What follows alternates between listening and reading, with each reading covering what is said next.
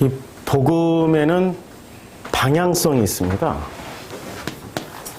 이 복음이라고 말을 할 때는 이 복음에 방향이 있는데 이 방향이 위로 향할 것인지 옆으로 향할 것인지 아니면은 자기를 향할 것인지 뭐 이쪽으로 밀어요? 예. 됐습니까? 예, 예.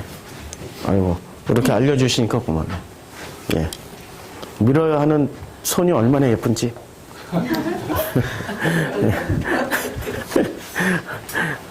예. 그 복음의 방향성이 위로 향하면은 누구를 향하게 되는 거죠? 하나님을 향하게 되는 거죠. 옆으로 향하면 누구를 향한다는 얘기예요? 예. 내 옆에 있는 사람들, 내 이웃들, 내 가족들, 너를 향하는 거죠. 그런데 복음은 하나님을 향하는 게 복음입니까? 너를 향하는 게 복음입니까? 아니면 나를 향하고 있는 게 복음입니까? 나를 향해야 복음이 되는 거예요. 깨달음은 누구에게나 올 수 있어요. 성경 읽고 와 오늘의 내만에 오늘의 양식이네 하고 누구든지 깨달을 수 있어요. 근데 그 양식을 내가 안 먹고 하나님께 먹여드려. 말이 안 되죠? 그 양식을 나는 안 먹고 너가 먹어라 하고 줘요. 그러면 너는 살찌지만 나는 어떻게 돼요? 말라 죽는 거예요. 성경을 통해서 뭔가를 깨닫고 알게 되고 이거구나 했을 때는 얼른 누구부터 먹어야 돼요? 나부터 먹어야 되죠. 그래서 천국은 뭐와 같다고 그랬어요? 천국은 천국은 이와 같다라는 이 천국 비유가 쫙 나온단 말이에요. 근데 천국은 이와 같다, 이와 같다, 이와 같다 굉장히 많이 나와요. 천국은 자 이제 마태복음 13장이 이 천국장이에요. 마태복음 13장이 천국은 마치 밭에 감추인 보화 같으니 사람이 이를 발견해요. 보화를 발견해요. 그럼 보화를 발견해가지고 발견한 보화를 하나님한테 드려요? 안 받죠. 너한테 갖다 줘요? 나한테 줘. 그렇죠.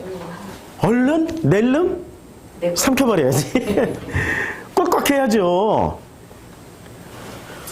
우리가 착각하고 있는데 복음은 있잖아요. 철저하게 내가 먹어야 되고 내가 가져가야 되는 게 원칙이에요.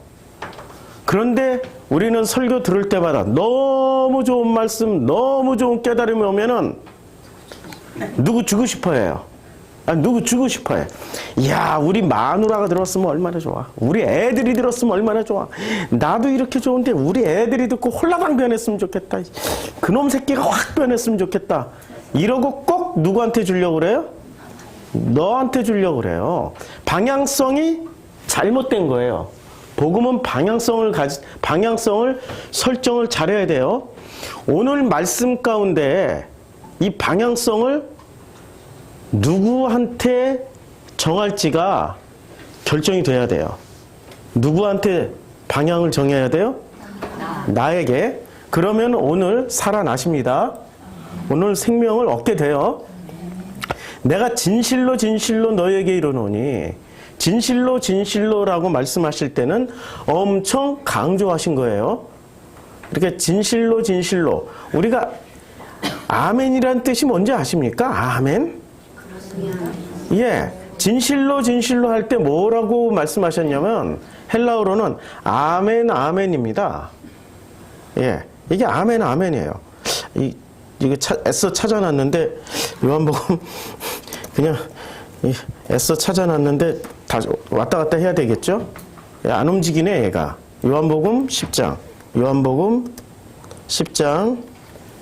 1절로 이동을 하겠습니다. 자, 여기 보면은 시작을 아멘 아멘 시작했죠?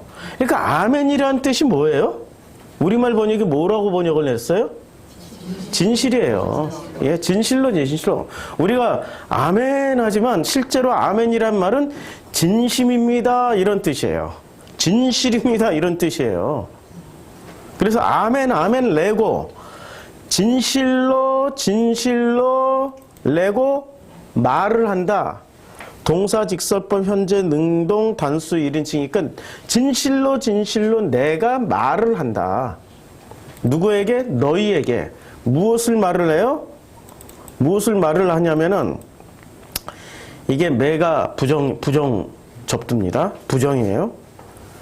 그러니까 뭐라고 말을 하냐면은 이렇게 말을 해요. 너희에게 분명히 강조해요. 진실로 진실로 말을 하는데 문을 통하여 양의 우리에 들어가지 아니하고 다른 데로 넘어가는 자는 절도요 강도라고 그랬습니다. 자, 문을 통해서 들어가야 돼요. 그럼 그 문이 무슨 문일까요? 예수님. 예, 문이 뭐죠? 문? 도대체 이 문이 뭘까요? 지금 방향이 어디를 향했어요? 이렇게 위로 향했죠? 예, 예. 그쵸? 아니, 실컷 설명했는데, 방향이 어디를 향해야 돼? 이 문이 어디에 있는 문이에요?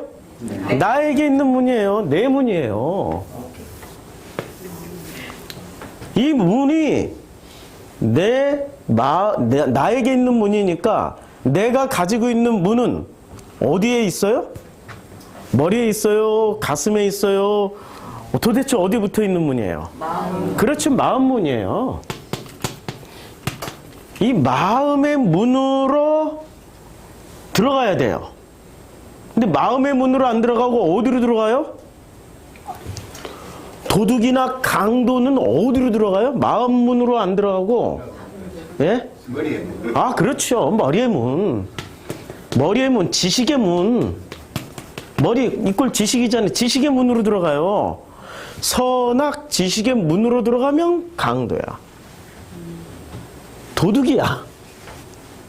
내 지식만, 내 머리로 들어와서 내 지식만 이빠이 키워주면은 그게 도둑이고 강도예요. 오늘 말씀 다 전했네? 결론이 벌써 다 나와버렸으니. 내 마음의 문으로 들어와야 진짜예요.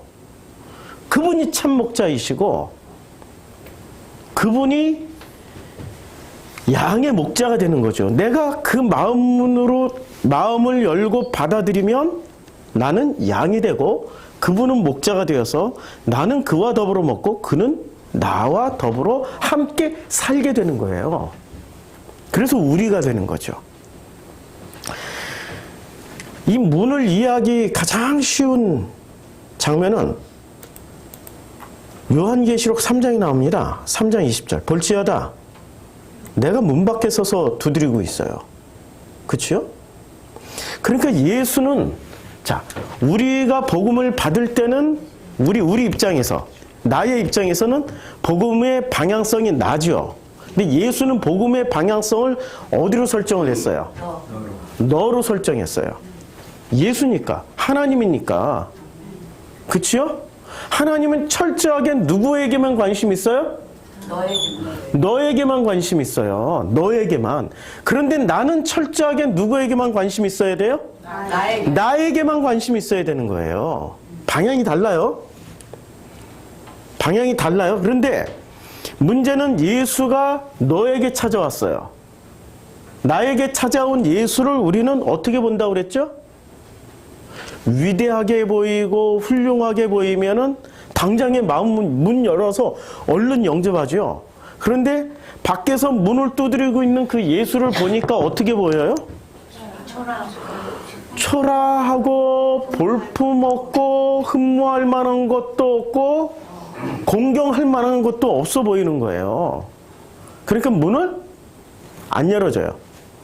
거의 대부분, 인류는 거의 대부분 문을 안 열어줘요. 그런데 바리새인이 와서 두드리면은 얼른 훌러덩 열어줘요. 왜 그럴까요? 예, 보기에 좋아. 아, 왜 그러냐면 창세기 나온단 말이에요. 왜? 예수님이 문을 두드리고 있는데 내 음성을 듣고 문을 열면 내가 그에게로 들어가서 그와 더불어 먹고 그는 나와 더불어 먹는다라고 말씀하셨단 말이에요.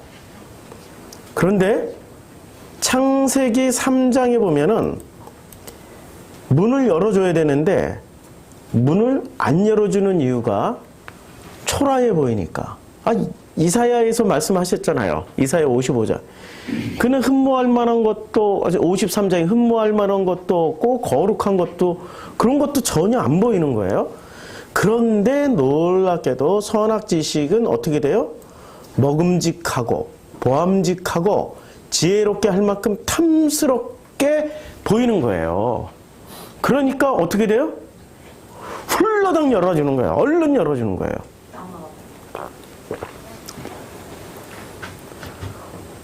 저하고 제 옆에 한 10만 명 되는 우리 회장님이 계셔요.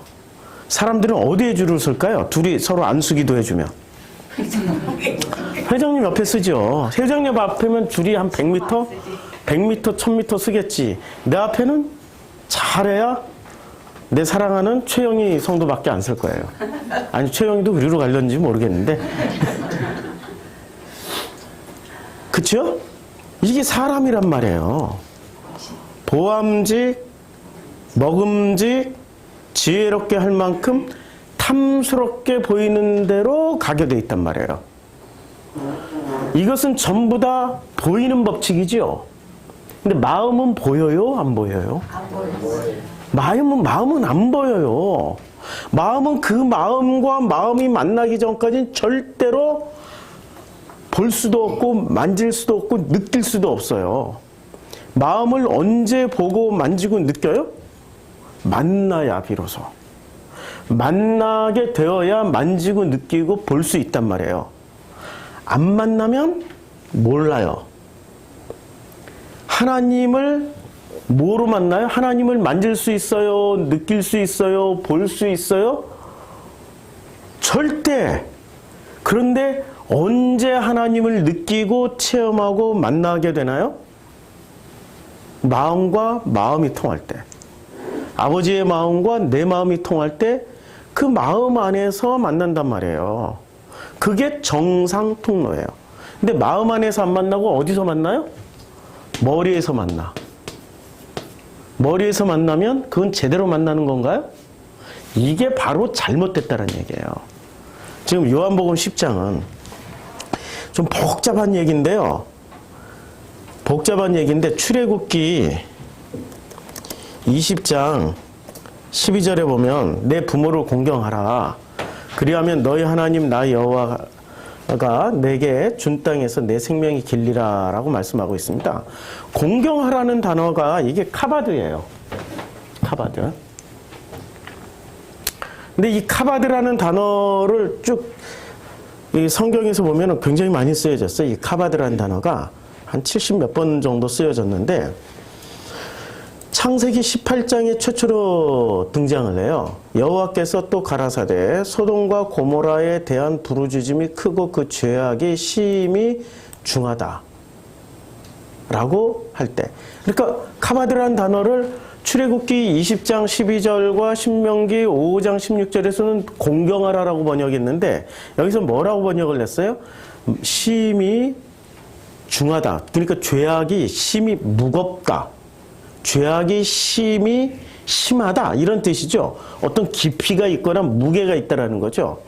그렇죠? 카바드가 지금 공경하다라는 뜻이, 자, 창세기 34장 19절에서는 카바드가 이렇게 쓰여졌습니다. 이 소년이 그 일 행하기를 지체하지 아니하였으니 그가 야곱의 딸을 사랑함이며 그는 그 아비 집에서 가장 존귀함일러라. 존귀하다라고 쓰여졌어요. 그러니까 공경하다라고 또 번역을 했던 카바드가 깊이가 있거나 무게가 있다. 중하다. 이런 뜻으로도 번역되고 존귀하다라도 번역이 돼요. 그러니까 카바드라는 단어는 공경하다, 존귀하다, 어떤 뭐 깊이가 있거나 무게감이 있다. 이런 뜻이에요. 자, 창세기 48장 10절에 보면은 이스라엘의 눈이 나로 인하여, 그러니까 야곱의 눈이 나로 인하여 어두워서 보지 못하더라. 이때 어두워서 보지 못하더라. 그러니까 어두워서 보지 못하는 게 아니라, 이거 지금 번역을 너무 이게 너무 인본주의로 번역을 했어요. 왜 못 보는 거예요? 뭔가가 깊이가 있어서, 아니면은 뭔가가 중요한 게 있어서, 뭔가가 존귀한 게 있어서, 뭔가가 공경을 하다 보니 못 보는 거죠. 지금 카바드를 썼으니까. 근데 어두워서 못 봤다라는 것은 이 번역자들이 나이 먹었으니까 그냥 자연스럽게 노안이 오거나 아니면 어두워져서 이게 녹내장이 왔거나 백내장이 와서 못 보는구나 뭐 이런 식으로 쉽게 생각해 버린 거예요. 근데 사실은 이 안에 육신의 눈은 지금 뭔가가 깊이 있는 것 때문에 무언가를 공경하다가 존경하다가 존귀하게 뭔가에 집중하다가 육신의 눈은 멀어지고 안 보이게 되고 이런 의미란 말이에요, 지금. 이 번역이 서서히 이 카바드 단어 하나만 놓고 번역을 할 때도, 자, 출애굽기에 가면은 카바드의 번역이 이제 완전히 신기하게 번역이 됩니다. 출애굽기에, 자, 출애굽기 5장 9절에 보면 그 사람들의 고역을 무겁게 함으로. 자, 그 사람들의 공역. 그러니까 이 이스라엘 백성, 히브리들에게 바로가 지금 굉장히 무거운 노동을 주는 거예요. 근데 이 무거운 노동에 이 카바드가 지금 출애굽기 20장 12절과 신명기 5장 16절에서는 카바드가 어떻게 번역됐다고요? 공경하라. 내 부모를 공경하라. 공경하라라고 번역이 됐어요. 공경하라. 그런데 창세기에서 우리가 살펴보니까 존귀하다, 심히 중하다, 무겁다, 아니면은 존귀하다 이렇게 번역이 된 거예요. 그렇죠? 아니면은 야곱에게 쓰여졌던 것처럼 눈이 어두워져서. 근데 어두워졌다라는 거는 살짝 좀 번역이 이상하다고 그랬죠.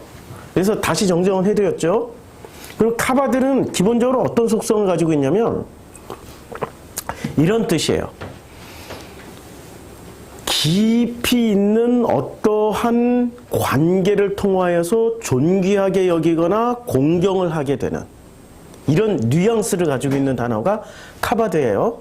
그런 뉘앙스를 가지고 있는데, 그런 바로가 지금 이 이스라엘 사람들에게, 히브리인들에게, 이스라엘 사람들에게 지금 무엇을 해요? 노역을 이거 무겁게 줬어요. 노역을 무겁게 줬어요. 이 무겁다라는 의미가 부정적인 뜻일까요? 아니면은 재해석해야 되는 여지가 있는 단어일까요? 재해석. 자, 그렇죠. 재해석해야 되죠. 자, 7장 14절. 이래서 바로 시스템을 철저하게 종교 시스템이라고 말씀드리는 거예요. 자, 출애굽기 7장 14절에 보면 여호와께서 모세에게 이르시되 바로의 마음이 완강하여, 이가 강팍하여, 이렇게 주로 강팍이라고 번역을 했어요. 이게 카바드예요. 그러면 하나님이 카바드를 쓸 때는 강팍하게 된다. 그러면 사람이 카바드를 쓰면서 하나님을 향하여 있을 때는 부모를 공경하라. 공경하라. 존귀하게 하라. 아니면은 어떻게 심히 중하게 여겨라.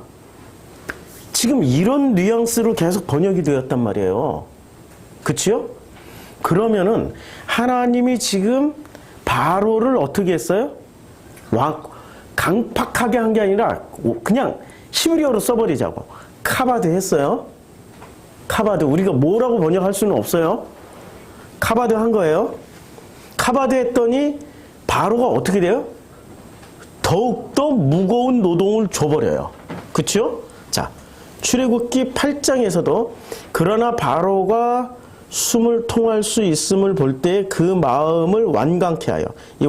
이게 이제 강팍하게 되는 거죠. 이게 강팍하게 되다라는 단어가 카바드예요. 강팍하게 되어서 어떻게 됐습니까? 그들의 말을 듣지를 아니에요. 그들의 말을 듣지 아니에요. 그리고 출애굽기 8장 38절도 강팍하게 만들어요. 그러나 바로가 이때도 마음이 강팍하게 되어서 백성들을 보내지 아니에요. 그러니까 카바드 하면서, 그러니까 카바드예요. 카바드로만 번역을 하자고. 강팍이라고 다 바로에게 쓰여졌을 때는 이 카바드가 100% 우리말로는 강팍이라고 번역이 돼요. 완악해져요. 자, 다시 출애굽기 본문은 다 보세요. 그치요? 카바드예요. 카바드가 바로가 쓸 때는 바로가 보내어 본즉 이스라엘 생축은 하나도 죽지 아니하였더라. 그러나 바로의 마음이 어떻게 돼요? 카바드하게 돼요. 그래서 백성을 안 보내요. 출애굽기 9장 34절도 마찬가지예요. 바로의 마음이 카바드하게 되니까 그냥 또 백성을 안 보내요.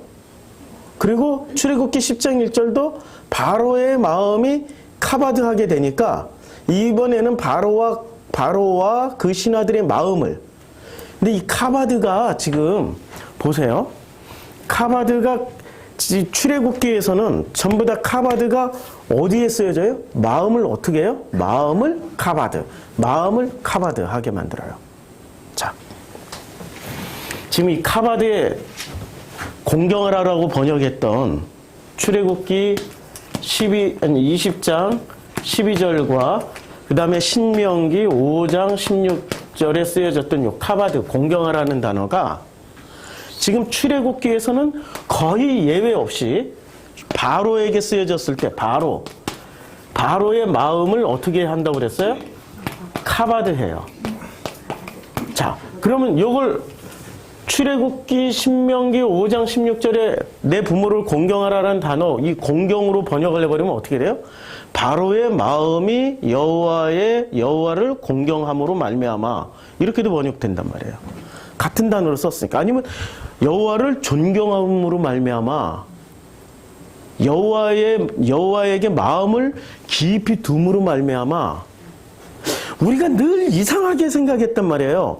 어떻게 하나님이 바로의 마음을 계속 강팍해가지고 10가지 재앙까지 가서 이렇게 서로 윈윈 시스템이 아니라 서로 파괴 시스템으로 나갈까? 늘 궁금했단 말이에요. 그런데 실제로 이 카바드라는 단어를 계속해서 살펴보니까 해석의 여지가 지금 어떻게 돼요? 다르게, 뉘앙스가 다르게 다가오는 거죠. 그러니까 바로는 그 마음에 여호와를 어떻게 했어요? 미워했어요? 여호와를 싫어했어요? 공경. 예. 카바드 했어요. 카바드 했어요. 그런데 결과물이 어떻게 돼요? 백성을 내보내지 않고, 백성을 하나님을 섬기는 자리로 내보내지 않고 끝까지 붙잡아 두려고 그랬어요. 이런 게 설명이 안 되니까 카바드를 어떻게 번역해 버렸어요? 강팍이라고 번역해 버린 거야. 강팍하게 했다라고 번역해 버린 거야. 설명이 안 되면 바꿔요.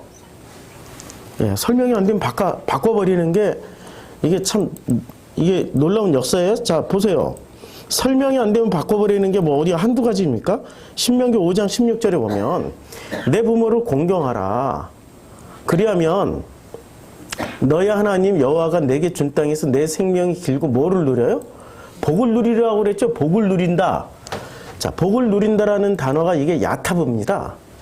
자, 복을 누린다. 이제 신명기 5장 16절에 복을 누린다. 이 단어가 야타브예요. 이 야타브인데, 히브리어로 야타브인데, 야타브의 용법을 한번 보자고요. 자, 창세기 4장 7절에 쓰여졌어요. 야타브가. 내가 선을 행하면 어찌 낯을 들지 못하겠느냐. 선을 행하지 아니하면 죄가 문에 엎드리느니라. 그러니까 여기 뭐라고 번역을 했어요? 야타브를? 복을 누린다라고 번역을 했던 이 야타브를 창세기 4장 7절에서 똑같은 단어예요. 야타브. 선을 행한다라고 번역을 했어요. 그 다음에 창세기 12장 13절에서 뭐라고 번역을 했어요? 안전하다. 그 다음에 창세기 12장 16절에서는 바로가 후대함으로 아주 굉장히 좋게 대해줌으로, 창세기 32장 10절에서는 내가 은혜를 베풀리라. 아니 지금 복이 어디 들어가 있어요? 복이 후대한다, 잘해준다, 뭐 선하게 한다, 은혜를 베푼다. 그러니까 전체적인 내용은 어떤 뜻이에요? 복을 베푸는 게 아니라 잘해주는 거야. 그러니까 신명기 5장 16절에 내 부모를 공경하라. 그리하면 내 생명을 길고 내가 이 땅에서 복을 누린다라고 번역하는 게 옳을까요? 아니면 하나님의 은혜를 누린다라고 번역하는 게 옳을까요? 네, 하나님의 은혜를 누린다라고 번역할 수 있죠. 근데 왜 복을 누린다라고, 복이라는 단어는 야타브에 지금 이렇게 직접적인 연관이 없는 단어예요. 근데 왜 복을 누린다라고 신학자들이 번역을 했을까요? 그렇죠. 자기네들 원하는 대로 번역을 해버렸어요. 그러니까 자 보세요. 신학자들조차도 이 신학자들, 성경을 번역하는 이 번역자들조차도 지금 예수가 문 앞에 있어요. 그 예수를 받아들일 때 마음으로 받아들이나요? 아니면 이 머리로 받아들이나요? 머리로. 네, 머리로 이렇게 저렇게 굴려서 안 되면은 그냥 눈에 보이는 대로 눈에 보기 제일 좋은 걸로 선택해서 가져갔는데, 그 선택해서 번역을 한 게 대개 뭐로 번역을 해버려요? 복. 그러니까 성경은 복 받는 책이에요? 생명을 누리는 책이에요? 생명을 누리는 책인데 복 받는 책으로. 예, 생명을 누리는 책인데 생명을 누리는 책으로 번역을 안 하고 눈에 보이는 복으로 바꿔버리는 분, 이게 참 놀라운 일이죠. 그 성경에 지금 오늘 본문에 보면은 요한복음 10장 본문에 보면요, 10장에 이제 도망하느니라라고 나와요. 자, 타인의 음성은 알지 못하는 거로 타인을 따르지 아니하고 도리어 어떻게 해요? 도망간다고 그랬죠. 근데 도망간다는 말이 자 10장 15절에 나옵니다. 10장 15절이 아니고요. 제가 이거 찾아볼게요. 요게 요한복음 10장, 예, 아까 5절이었죠. 자, 5절에 보면 도망한다라는 단어가, 자, 도망하느니라, 요게 퓨고예요.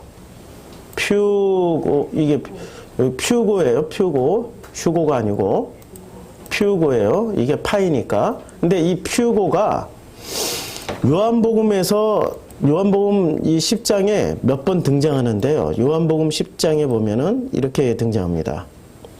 자, 요한복음 10장 12절에 등장하고 10장 13절에 등장합니다. 세 번 등장하게 돼요. 이 퓨고가. 근데 이 퓨고가 10장 12절에서는 삭구는 목자도 아니요 양도 제 양이 아니라 이리가 오는 것을 보면 양을 버리고 달아나요. 그러니까 10장 5절에서는 누가 도망가는 거예요? 타인의 음성은 알지 못하는 거로 타인을 따르지 아니하고 도리어 도망하느니라. 누가 도망가요? 양이 도망가죠. 근데 10장 12절에서는 누가 퓨고를 해요? 누가 도망가요? 예, 목자가 도망가죠. 그 다음에 10장 13절에서는 달아나는 것은 저가 삭군인 까닭에 양을 돌아보지 아니하니라. 그러니까 도망을 가는데 이 퓨고에 두 가지가 있어요. 누가 도망가요? 첫째는 양이 도망가고, 둘째는 목자가 도망가요. 주님이 지금 우리 마음 앞에서 이렇게 문을 두드리고 있을 때 우리는 도망가야 돼요? 얼른 문을 열어야 돼요? 얼른 열어주지. 근데 왜 도망 다녀요? 주님이 와서 문 열어라 하는데 도망다니고 있잖아요. 자, 왜 도망다녀요? 예, 왜 도망다녀? 아주 간단하죠. 오늘 본문 보면 누가 도망가요? 둘 중에 하나잖아. 내 양이 아니면 도망가. 아니면 또 누가 도망가요? 자기가 목자라서 도망가요. 예수가 2000년 당시에 왔어요. 그럼 예수를 영접해야 될 사람들이 예수를 어떻게 했어요? 예수를 죽였잖아요. 그렇죠? 왜 죽였어요? 자기네 걸 지키기 위해서 죽였잖아요. 자기네 걸 지키기 위해서. 자기네 것이 뭐예요? 안식일. 자기네 이 안식일이 자기네 거예요? 하나님 거예요? 하나님 건데 자기네 거라고 주장하면서 예수를 죽여버렸어요. 안식일의 주인을 죽여요. 지금 예수는 안식일의 주인이라고 그랬잖아요. 그렇죠? 아니 지금 안식일의 주인인 예수를 죽여요. 죽이는 이유가 뭐예요? 지키려고. 안식일을 지키려고 안식일의 주인을 죽여요. 자, 예수가 지금 앞에 있어요. 그러면은 예수를 얼른 문을 열고 오세요 해야 되는데 문을 걸어 잠그고 오세요를 안 하고 가세요 하는 거예요. 왜요? 둘 중에 하나라고 그랬죠? 예, 삭군 목자이거나 양이 아니거나. 그쵸? 삭군 목자이거나 양이 아니면 가요. 안 열어준다니까요.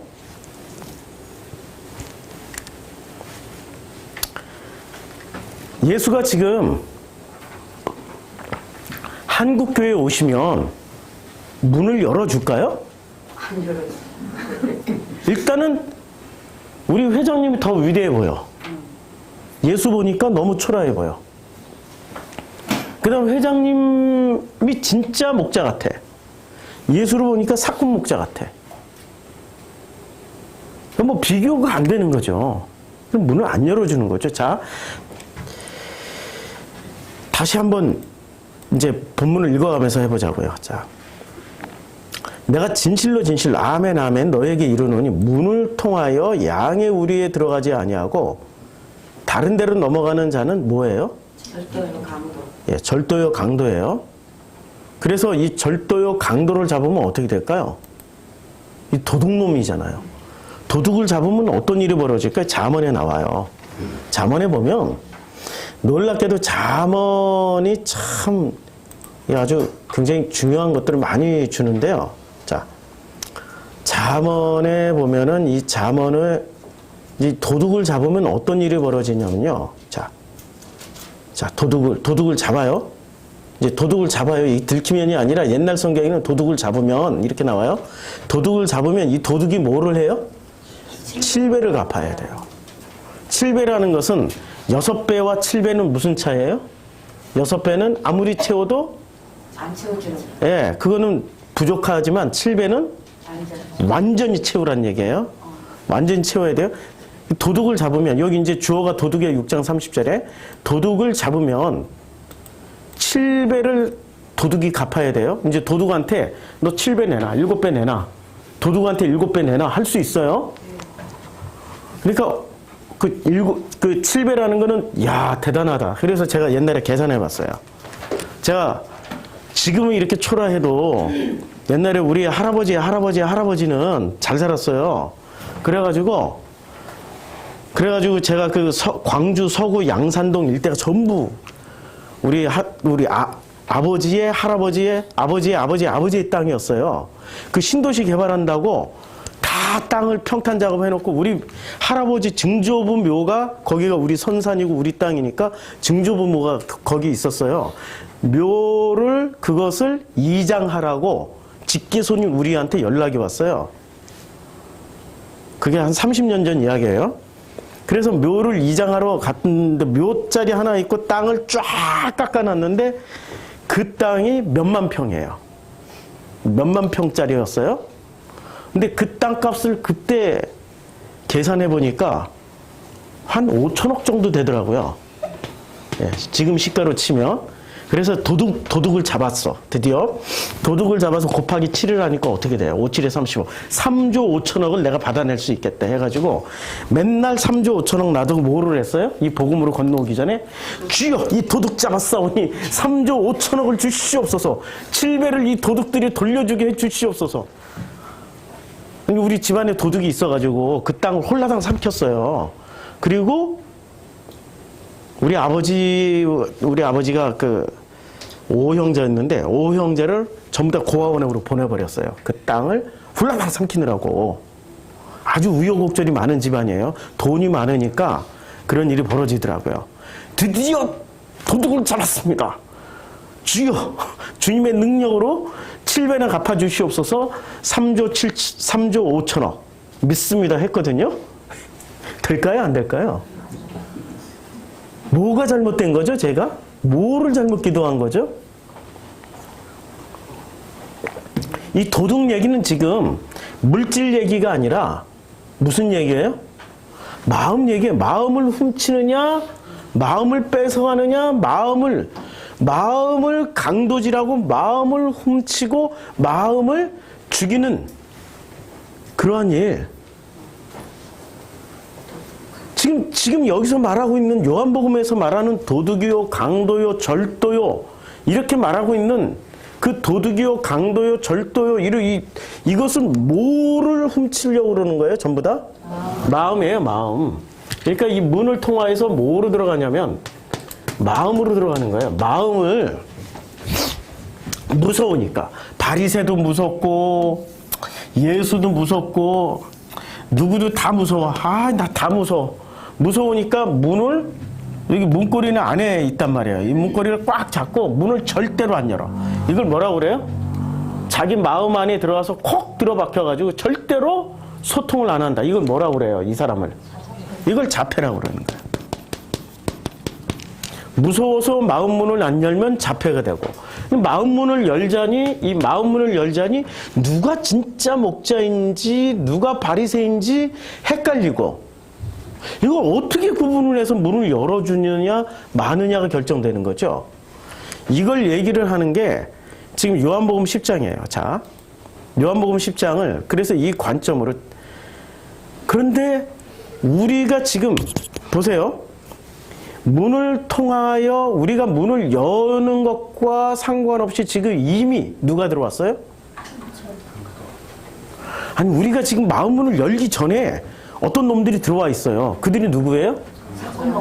네, 그들이 절도며 도둑이며 강도예요. 강도와 도둑이 이미 들어왔어요. 그래서 이 지금 문으로 들어오지 않고 어디로 들어와요? 생각이라는 것을 타고 이 마음을 안 열면은 어떻게 되냐면 마음을 열게 하는 방식이 있어요. 유물을 다 우리는 자폐라서 전부 다 태어나자마자 다 자폐예요. 누구나 다 100% 다 자폐예요. 예외 법칙 없어요.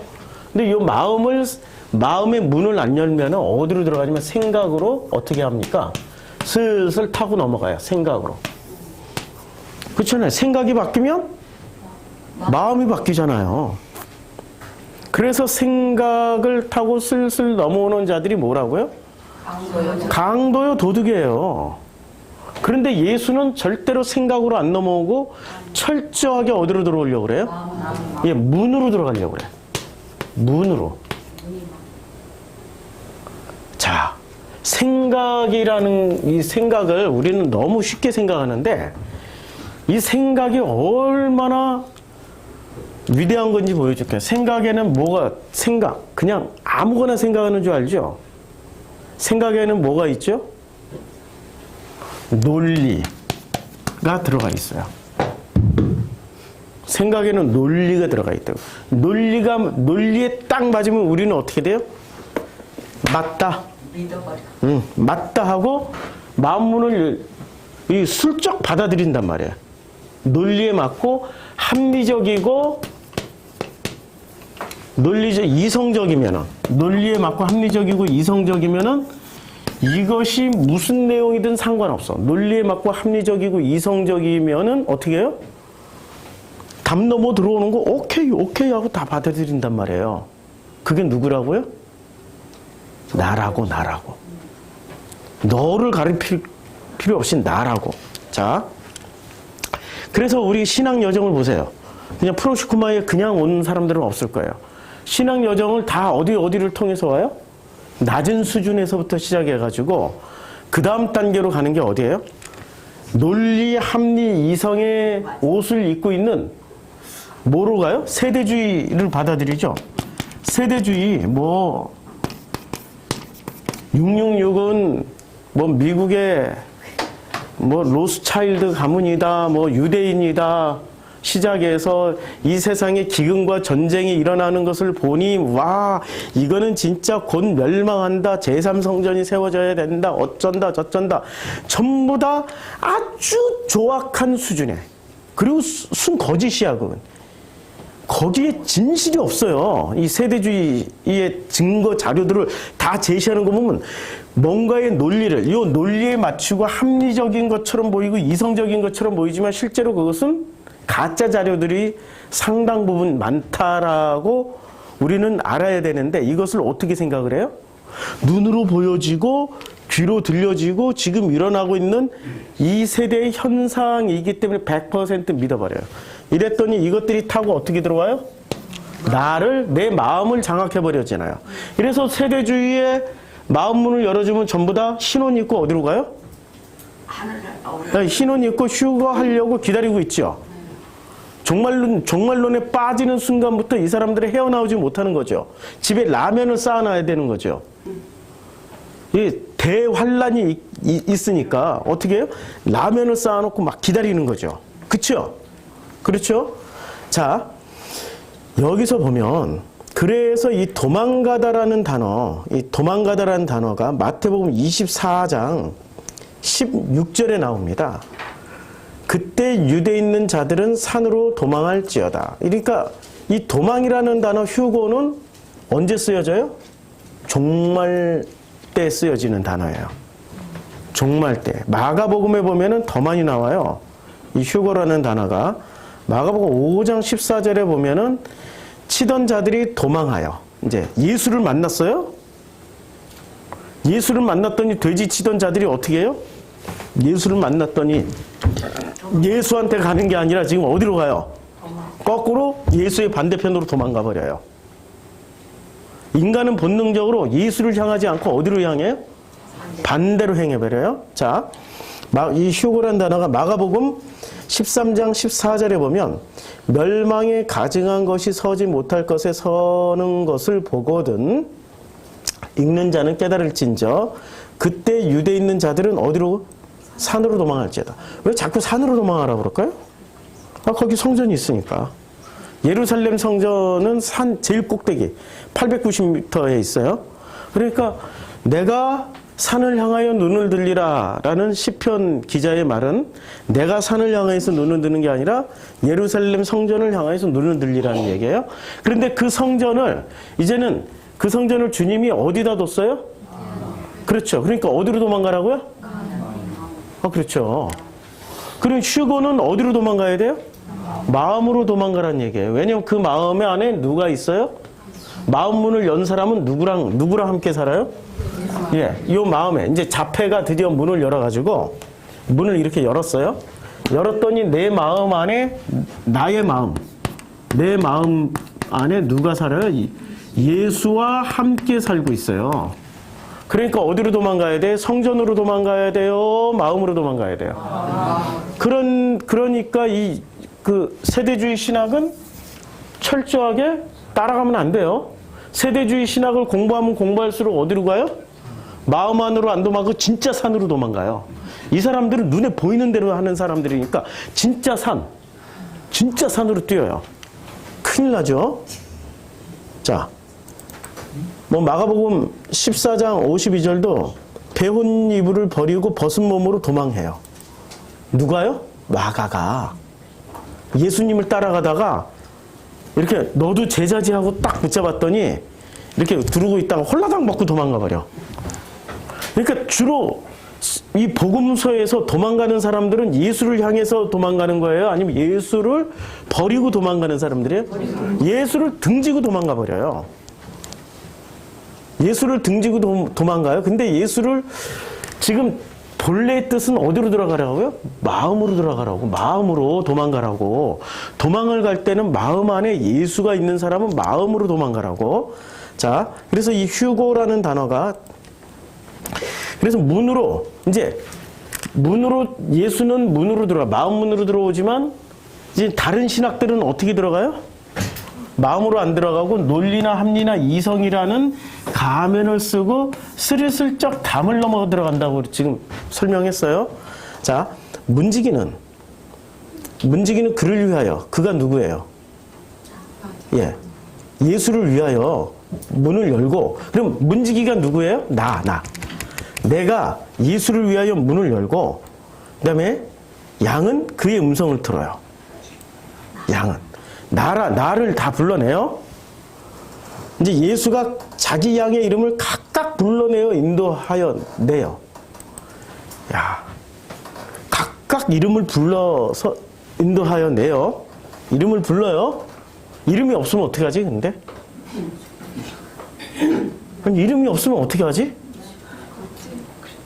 아니 이름이 없으면 이름 지어줘야 되잖아요.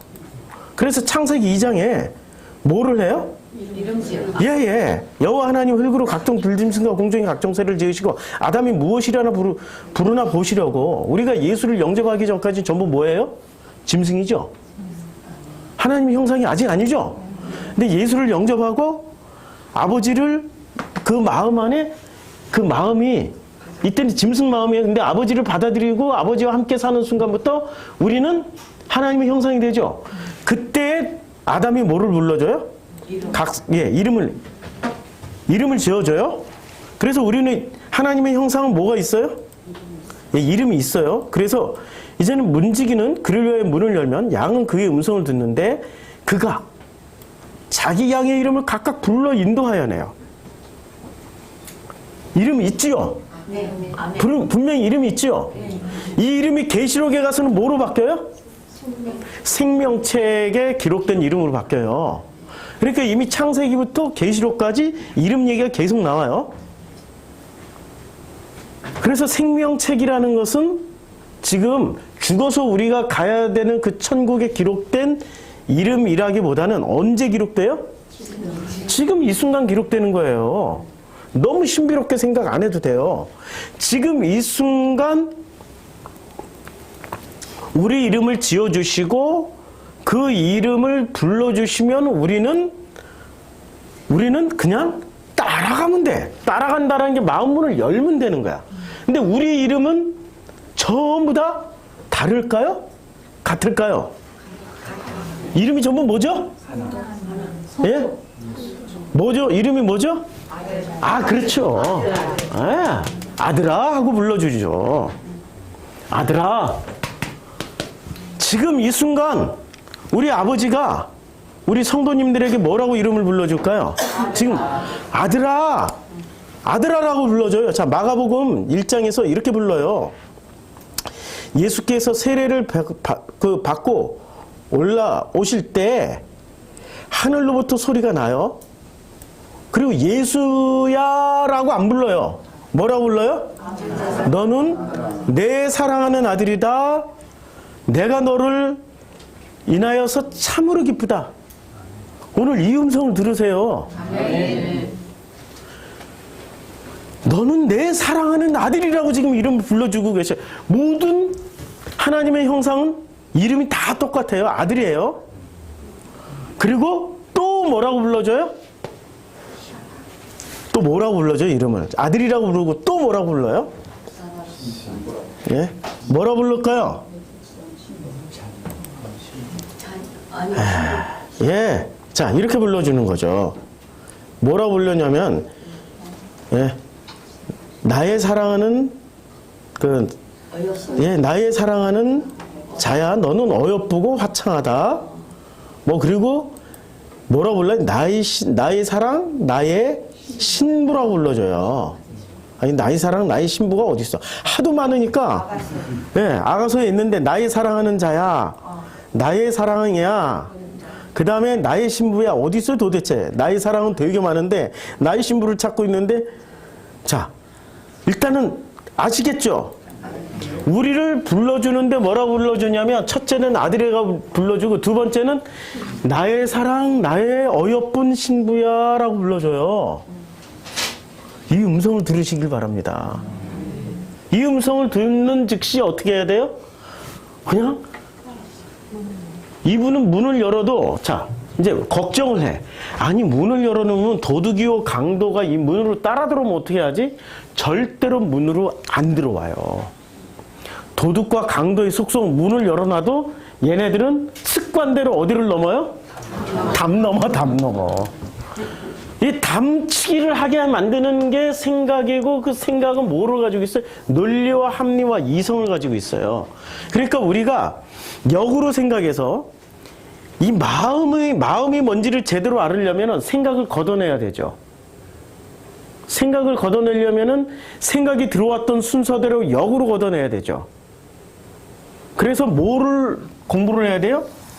우리가 받아들였던 논리나 합리나 이성적인 것을 거꾸로 역으로 공부해서, 야, 이런 논리가 들어와 있고 이런 합리적인 가면을 쓰고 들어와 있고 이렇게 이성적인 방식으로 들어왔구나 라고 우리가 역으로 알아서 이것을 다 정체를 알면은 어떻게 돼요? 예, 정체를 알아서 잡았죠. 도둑을 잡았죠. 그러면 이놈들이 몇 배를 갚아줘요? 예, 7배를 갚아줘요. 그래서 성경을 알게 되면 지혜와 지식이 열린다라는 거예요. 지혜와 지식이 열리는 거예요. 7배를 받아버리니까. 뭐로? 이 논리와 합리와 이성, 이것을 다 찾아내고 잡아내니까. 그래서 제가 설교를 이렇게 하는 거예요. 도둑 잡으니까, 도둑 잡았더니 3조 5천억 세호가 아니라 도둑 잡았더니 세상에 이 지혜와 지식이 7배나 열려가지고 이렇게 지금 성경을 보고 설교하고 있단 말이에요. 아시겠죠? 자, 다시 요한복음 10장으로 넘어와서, 자, 문지기는 이제 각각 이름을 부른다라는 게 뭔지 아시겠죠? 이제 자기 양을 다 내놔요. 자기 양을 지금 다 내놓고, 그 양 누가 앞서가요? 예, 목자가 앞서가요. 목자가 앞서가면 양들이 그의 음성을 아는 거로 따라와요. 이 장면 하도 설교를 많이 들어서 뭐 굳이 설교 안 해도 되죠. 느끼셔야 돼요. 목자가 가면서 무슨 말을 하면서 가길래 따라갈까요? 아니, 목자가 무슨 말을 하니까 양들이 그의 음성을 듣고 아는 거로 따라간다고 그랬잖아요. 예. 그쵸? 근데 이 음성이 언제 들리냐는 거예요. 언제? 문을 열었어요. 이제 들렸어요? 근데 이 음성이 언제 어떤 방식으로 들리냐고요. 그래서 사도행전 2장에서 얘기하잖아요. 오순절날 이름에 그들이 다 한 곳에 모였는데 호련히 하늘로부터 급하고 강한 바람 같은 뭐가 들렸어요? 소리. 다른 사람들은 뭐로 들어요? 이것을 소리로 듣죠. 근데 여기에 지금 120명의 사람들은 이걸 소리로 들었어요? 아니면 음성으로 들었어요? 소리로 들었어요? 음성으로 들었어요? 음성으로 들었죠. 음성으로 들었기 때문에 어떻게 돼요? 다른 언어들로 말하기를 시작해요. 그래서 다른 언어들로 말을 하기 시작하니까 듣는 사람들이 어떻게 돼요? 예, 듣는 사람들이 이르되 보라, 이 말하는 사람들이 다 갈릴리 사람 아니냐. 근데 어떻게 우리 각 사람이 난 곳 방언으로 듣게 되는 것이 여쯤이냐. 우리가 여기서 이제 팩트는 뭐예요? 그들이 알아듣는 소리로 지금 말을 한 거예요. 자, 그런데 또 팩트는 뭐예요? 사실은 전부 다 이 사람들은 바데인, 메데인, 엘라민, 메소포타미아, 유대와 갑바도기아, 본도와 아시아와 부르기아와 밤빌리아와 애국과 구레네 가까운 리비아 여러 사람들과 로마로부터 온 사람들이에요. 그러니까 언어가 몇 개가 들어가 있어요. 바데 언어, 메데 언어, 엘람 언어, 메소포타미아 언어, 유대 언어, 갑바도기아 언어, 본도와 아시아 언어, 그 다음에 부르기아와 밤빌라 언어, 애국과 구레네 가까운 리비아 13개. 13개의 언어군으로 흩어져 있는 이 사람들이 지금 소리를 음성으로 들은 사람들에 의해서 그 음성을 얘기를 하는데 이 사람들이 다 알아들어요? 우리는 여기서 자, 실제로 이게 되려면 여기서 한번 해보자고. 자, 이제부터 영어, 스페인어, 아니 우리 여기 영어, 스페인어, 중국어는 하실 수 있는 분이 있으니까 영어, 중국어, 스페인어, 자 이제 없는 언어 얘기할게요. 아르메니아어, 조지아어, 그 다음에 저기 알바니아어, 그 다음에 체코어, 러시아어, 에티오피아어 이런 걸로 자 한번 말씀해 보세요. 여기 마음이 통했으면 말을 해야 될 거 아니야? 왜 못해? 이게 지금 입술로 말해서 깨닫는 거예요? 그 마음이 통하면 다 깨닫는 언어들이에요? 마음이 깨닫게. 그렇죠. 마음만 통하면 돼요. 제가 2015년도, 16년도 여행하면서 신기한 걸 봤어요. 이 남자들은 좀 덜한데 최영이 옆에 중국 아줌마가 앉았어. 근데 이 중국 아줌마는 중국어를 할 줄 모르는 소수민족 아줌마야. 이 아줌마는 리수족 아줌마예요.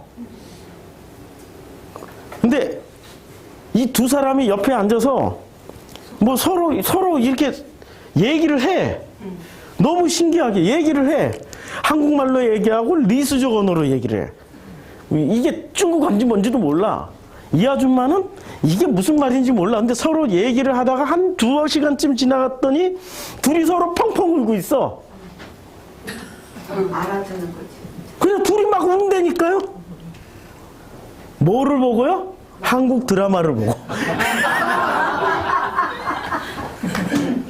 한국 드라마를 보면서 이 아줌마가 휴대폰으로 한국 드라마 보고 있는 것을 최영희가 봤어. 근데 이게 뭐냐고. 그리고 이제 한국말로 하니까 이렇게 한국 사람이냐고. 나 이거 이 나라 사람이야. 라고 대화를 하기 시작하면서 둘이 같이 드라마 보다가 펑펑 울었어요. 드라마가 뭐를 해준 거예요? 그렇죠. 마음 통하니까 서로 알아들어요. 대화가 되더라는 거죠. 소리가 음성이 되고 음성이 통하는 마음이 되면은 수많은 나라 사람들이 오더라도 어떻게 돼요? 다 알아들어. 다 통해. 다 통한다고요. 우리가 이것을 방언이라고 그러죠. 그럼 방언의 기본적인 의미는 뭐죠? 마음이 통하는 거예요. 그러니까 우리가 방언하면서 꼭 무슨 생각을 하면서 방언해요? 방언? 하나님이 내 마음을 아시겠지 하고 방언으로 얘기를 하는 거죠. 그럼 맞아요. 근데 방언을 누가 듣게 하기 위해서 오랄랄랄랄랄랄랄라 이렇게 해버리면 어떻게 돼요? 그건 그냥 소리야. 마음이 통하는 음성이 아니고 마음의 소리가 아니라 그거는 잡소리에 불과한 거예요. 그러니까 이 마음의 법칙이라는 것을 우리가 알아야 되는 거죠. 다시 요한복음 10장으로 넘어와서 자, 그래서 이제 자기 양을 내놓고 양들은 그의 음성을 아는 거로 따라가요. 근데 타인의 음성은 알지 못해요. 왜 알지 못하죠? 아니 마음이 통하면은 마음의 소리 음성은 알아요. 근데 타인의 음성은 이제 역으로 7배를 받아버렸어요. 뭐 7배를 받았어요? 역으로 마음에 들어와 있는 이 도둑을 다 잡았잖아요. 그러니까 이 논리나 합리나 이성을 가장한 이 생각들을 다 잡아버렸어요. 도둑을 잡았단 말이에요. 도둑의 정체를 알았어요. 7배씩이나 업그레이드가 된 거예요, 이제는. 그러니까 타인의 음성은 들어도 이미 걔네들보다 논리가 7배나 더 업그레이드가 됐고 합리적인 이성적인 이 모든 게 7배나 업그레이드 돼버리니까 들어도 어떻게 해요? 아휴, 저걸 지금 증거 자료라고 가져왔냐. 아 진짜 정말. 그래서 바로 알게 되는 거죠. 따르지 아니하고 도리어 방향을 돌려버려요. 그렇죠? 그러니까 지금 도망가는 게, 그전에는 예수님을 만나면은 누가 도망가요? 예? 사꾼 목자가 도망가거나 가짜 양은 도망가죠. 근데 진짜 양들은 이제는 예수님한테는 가지만 누구한테는 도망가요? 예, 7배나 확실하게 알아버린 거야. 7배나. 자, 6절 예수께서 이 비유로 그들에게 말씀하셨으나 그들은 그가 하신 말씀인지 아직 몰라요. 왜 모르죠? 아니 지금 이 제자들이 다 듣고 있는데, 이 모든 사람들이 지금 유대인, 바리새인 제자들이 다 듣고 있는데 아무도 못 알아듣고 있어요. 왜 못 알아들어요? 이게 지금 마음은, 그리고 이 마음 안에는 누가 잔뜩 들어가 있어요? 요 생각, 이 도둑들이 잔뜩 들어가 있어요. 그래서 못 알아듣는 거예요. 지금 제가 하는 설교를 못 알아듣잖아요? 그럼 뭐가 들어와 있어요? 도둑들이 들어와 있는 거예요. 도둑들한테 지금 뺏기고 있는 거예요. 자, 저처럼 쉽게 지금 이게 설명하는 사람이 어디 있습니까? 근데도 못 알아듣는데, 아니 이럴 때는 진짜 가슴을 치고 싶어요. 정말 쉽게 하는 거거든요. 자, 그러므로 예수께서 다시 이르시되 내가 진실로 진실로 너에게 말하노니, 예수가 뭐라고 얘기를 해요? 나는 양의 문이다. 예, 양의 문이에요. 양의 문이에요. 자, 그러면은 이 양의 문을 한번 보자고요. 양의 문을 보면은, 자, 요한복음 5장 2절에 예루살렘에 뭐가 있어요? 예루살렘의 양문에 있어요. 양문 곁에 뭐가 있어요? 베데스다라 하는 못이 있어요. 그쵸? 그러니까 실제로 뭐가 있어요? 예루살렘에. 예? 예루살렘에 양의 문이 있어요. 양들이 다니는 양의 문이 있다고요. 예루살렘에. 근데 그 예루살렘의 양문 곁에 베데스다 못에서 예수님이 무엇을 하셨어요? 38년 된 병자를 일으켰단 말이에요. 저 설교했죠? 38년 된 병자가 누구였어요? 이스라엘의 광야 이스라엘 백성들이었단 말이에요. 광야 40년, 가데스 바냐 2년. 그 다음에 가데스 바냐 때문에 그 하나님의 진노를 사가지고 그냥 헤매던 시간 38년. 거기서 누구를 일으켜요? 주저앉은 이스라엘을 일으켰단 말이에요. 그러면 양의 문, 진실로 진실로 나는 양의 문이다 라고 얘기할 때 이미 이 지금 요한복음 5장에서 양문 사건을 보여줘요. 양의 문에서는 어떤 일이 벌어졌어요? 주저앉은, 광야에 나왔지만 광야에 주저앉아 있던, 광야에 나와서 주저앉아 있던 그들을 일으켜서 살려버리시는 일이 벌어진 거예요. 우리 광야 나왔죠? 주저앉아 있죠. 그런데 예수는 양의 문이야 이렇게 말하는 순간 5장에 그 사람들이 일어나요. 그래서 뭐가 되는 거예요? 아들이 되고 너는 내 사랑하는 나의 어여쁜 신부가 되는 거예요. 그래서 양의 문이라고 말씀하시는 거예요. 자, 8절. 나보다 먼저 온 자는 다 절도요 강도니 양들이 듣지 아니하였느니라. 그러니까 예수보다 먼저 온 자는 전부 다 이 구절을 설교자들은 어떻게 설교했어요? 예수보다 먼저 온 분들이 누가 있어요? 부처도 석가모니도 예수보다 먼저 왔잖아요. 500년 먼저 왔고, 조로아스터의 그 친구도 예수보다 한 1000년 앞서서 왔고, 전부 다 그런 식으로 설교하죠. 그런 식으로 설교했잖아요. 예, 그렇죠. 근데 예수보다 먼저 누가 왔어요? 내 마음에 누가 들어오셨어요? 이게 생각이 먼저 들어왔잖아요. 이것은 전부 뭐라고요? 절도요, 강도니. 양들은, 진짜 하나님의 양들은 안 들어요. 진짜 복음이 오면은 혹시 들었다 할지라도 훌라당 버려요. 훌라당 버린다고요. 근데 가짜들은 예수의 말을 듣더라도 어떻게 해요? 홀라당 안 먹어. 어떻게 해요? 이걸 죽기 살기로 붙잡아요. 이게 합리적이고 논리적이고 이성적이라고 생각해서 죽기 살기로 붙잡아요. 이것만 버리면 7배나 받는데 합리, 논리, 이성 7배나 업그레이드가 돼서 지혜와 지식이 풍성해지는데 요걸 죽기 살기로 붙잡아요. 이렇게 붙잡았던 사람들이 누구였어요? 바리새인들, 유대인들. 예수를 죽이잖아요. 자, 예수가 말씀하셔요. 내가 문이니까, 다시 말씀하세요. 내가 문이니까 누구든지예요. 누구든지 예수로 말미암아서 들어가면 무엇을 받아요? 구원을 받고, 또는 들어가며 나오며 꼴을 얻는다고 그랬어요. 꼴을 얻어요. 꼴, 양식을 얻어요. 양식을 먹고 계셔요? 아멘. 매일 만나를 먹고 계세요? 아멘. 예.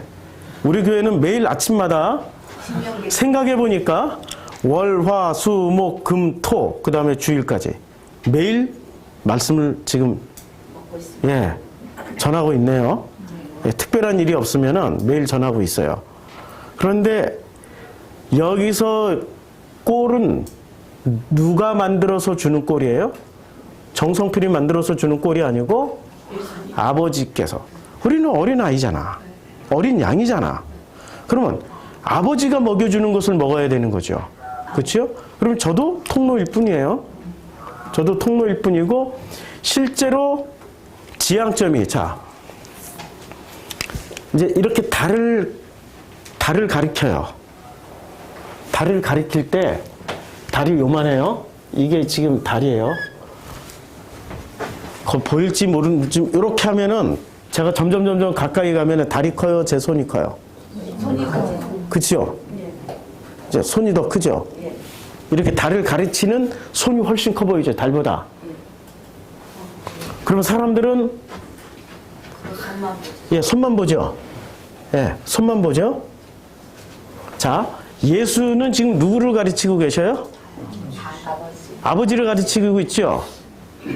그러면 예수가 더 커요, 아버지가 더 커요?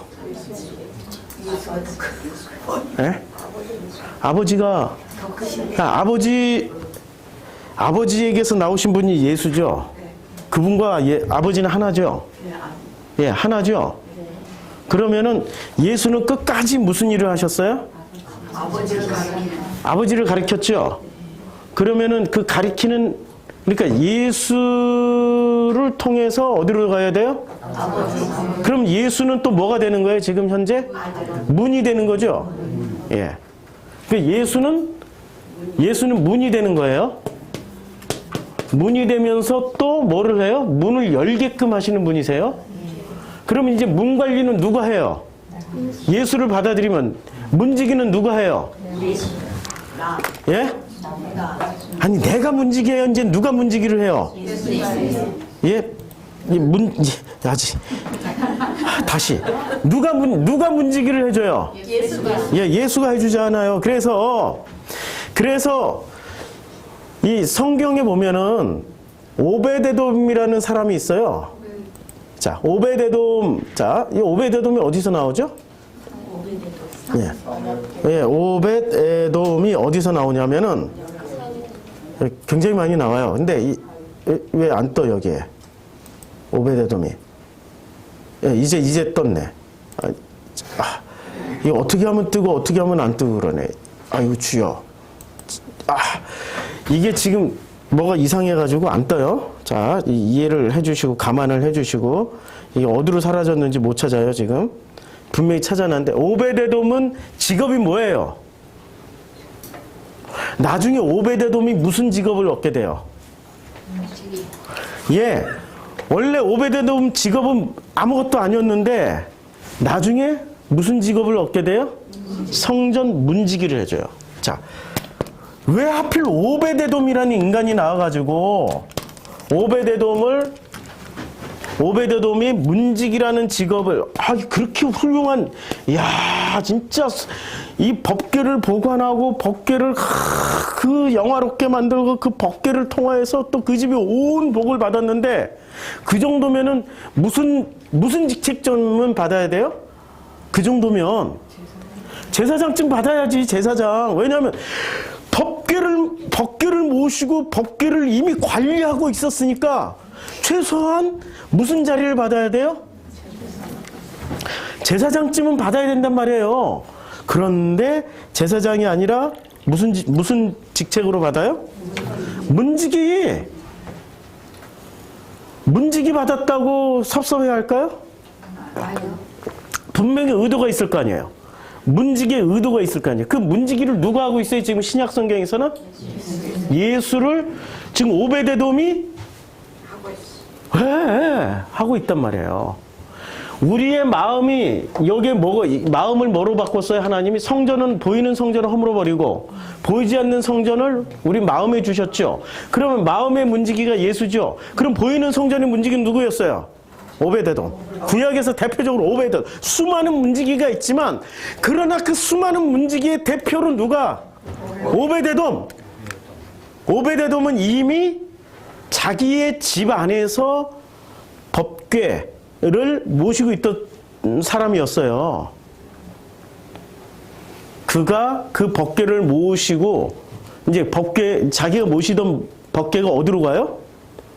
예루살렘으로 올라간단 말이에요. 예루살렘으로 올라갔을 때 그때 예루살렘까지 올라가서 뭐를 해요? 문지기를 한단 말이에요.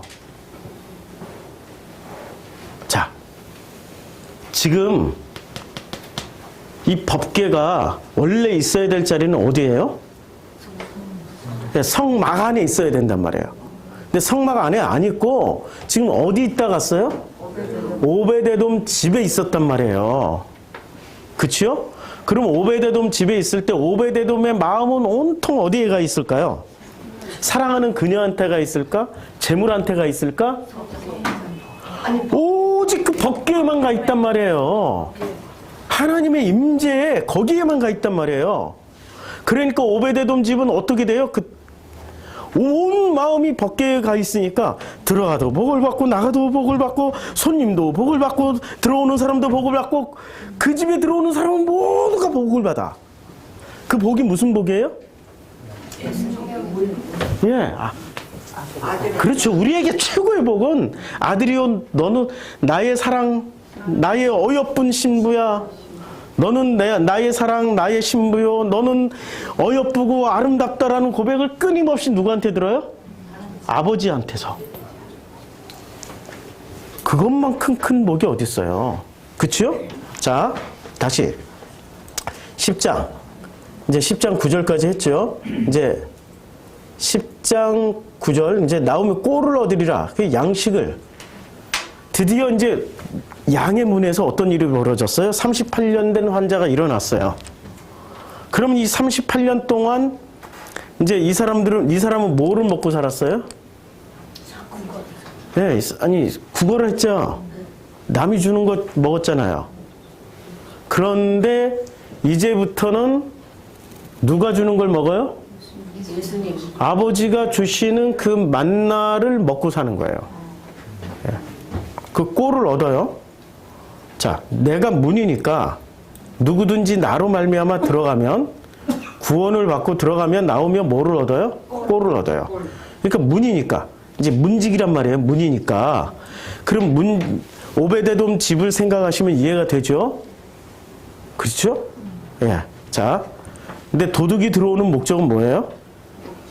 예, 도둑질하고 죽이고 멸망시키는 것 뿐이에요. 아주 심플해요.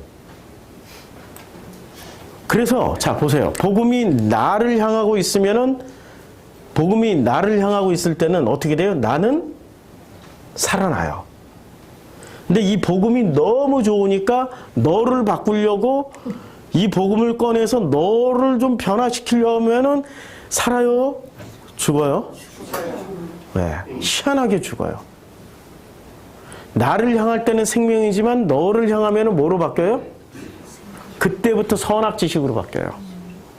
그때부터 뭐가 돼요? 이게 돼요. 도둑이 돼요. 도둑. 아니 내가 도둑질을 한다니까요. 그래서 가르치는 선생들이요 라고 주님이 말씀하시죠. 가르치는 자들에게 선생된 자들이요 라고 하면서 무슨 벌을 얘기해요? 선생들에게? 예, 가르치는 선생들에게 무슨 벌을 얘기를 해요? 가르치다 보니까 예, 그렇죠? 그러니까 무슨 벌을 받아요? 여기에 또 제대로 떴네. 선생들에게. 자, 선생들에게 뭐를 얘기를 하냐면은 이 그 가르치는 선생들에게 이제 주님이 뭐라고 말씀하시냐면은 그 선생된 자들에게 끊임없이 경고를 하시는데요. 그 경고 중에 하나가 무슨 경고입니까? 예, 연자맷돌 달고 바다에 빠뜨리는. 그러니까 이 선생은 좋은 일인가요? 안 좋은 일이. 예, 조심해야 되는, 그만큼 조심하라는 얘기예요.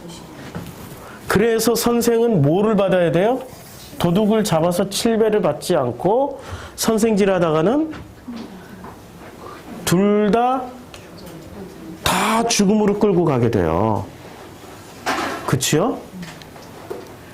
복음은 있잖아요. 철저하게 방향이 나를 향해야 돼요. 그리고 내가 마음 문을 열고 그분과 함께 꼴을 먹어야 돼요. 꼴. 양식을 먹어야 돼요. 그러면 그 다음부터는 선생이 누구로 바뀌어요? 예, 우리로 바뀌는 거죠. 내 안에 계신 예수와 내가, 내 마음에 있는. 그러면 이제 그 다음부터는 교회는 왜 다녀야 돼요? 양은 혼자 절대로 못 살아. 예, 양은 혼자 절대로 못 살아요. 어떻게 살아요? 모여. 함께 모여서 함께 코이노니아를 나누기 위해서. 그래서 우리 교회는 1부 예배드리고 2부 시간에는 나눔을 한단 말이에요. 그런데 나눴더니 가르치려고들 해가지고 한때 나눔 시간을 몇 달 동안 안 했어요. 왜들 그렇게 가르치려고 하는지, 선생질을 하려고 하는지. 선생은 벌을 7배나 받든지 아니면 이걸 7배나 지금 이걸 도둑, 예. 이게 지금 그 7배나 배상을 받든지 하는 거죠. 둘 중에 하나예요. 그냥 나누시면 되는 거예요. 그게 양들이 해야 될 일이란 말이에요. 자, 그래서 왜 가르치려고 그래요? 왜 가르치려고 그러죠? 예.